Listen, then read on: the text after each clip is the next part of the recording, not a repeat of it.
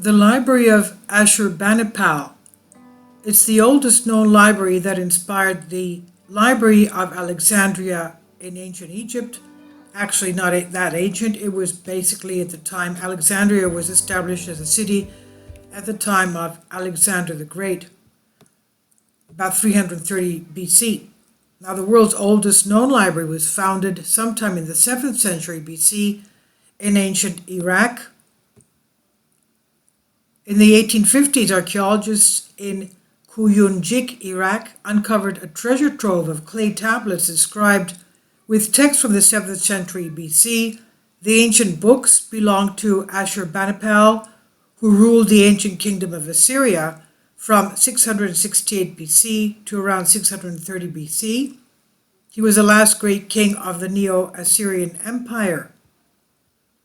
Among the more than 30,000 pieces of writing of these cuneiform tablets were historical texts, administrative and legal documents on foreign correspondences and engagements, aristocratic declarations and financial matters, medical treatises, magical manuscripts, and literary work, including the Epic of Gilgamesh. The rest was on divinations, omens, incantations, and hymns to various gods. The library was created for the royal family, and it contained the king's personal collection, but it was also open to priests and respected scholars. The library was named after King Ashurbanipal. The texts have unparalleled importance in the study of ancient cultures of the Near East, according to the British Museum, where many pieces from the Library of Ashurbanipal are currently housed, that is, in the British Museum in London. The library was built in modern-day northern Iraq near the city of Mosul. The materials from the library have been discovered by Sir Austin Henry Layard, an English traveler and archaeologist, in the archaeological site of Kuyunjik in the ancient city of Nineveh. We know that, I know of Nineveh basically because of the prophet Jonah. He was a prophet that gave them the prophecy and made them, of course, convert, and they were saved. Now, according to some theories, the Alexandria Library was inspired by the Library of Ashurbanipal. Alexander the Great, 330 BC, was amused by it and wanted to create one in his own kingdom. He started the project, which was completed by Ptolemy after Alexander's death. Ptolemy was one of his generals, as we know. Now, most of the texts were mainly written in Akkadian, in the cuneiform script, while others were written in Assyrian. Much of the original material has been damaged and impossible for reconstruction. Many of the tablets and writing boards were severely damaged fragments.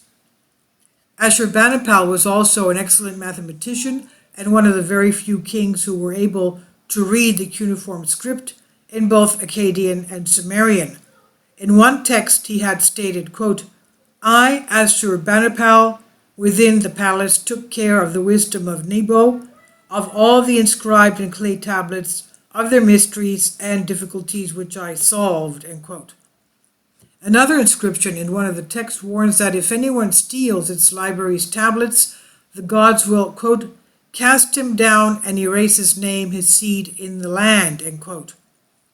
In addition to the masterpiece Epic of Gilgamesh, the myth of Adapa, the Babylonian creation myth Enuma Elish, and stories such as the Poor Man of Nippur were among the important epics and myths recovered from the Library of Ashurbanipal.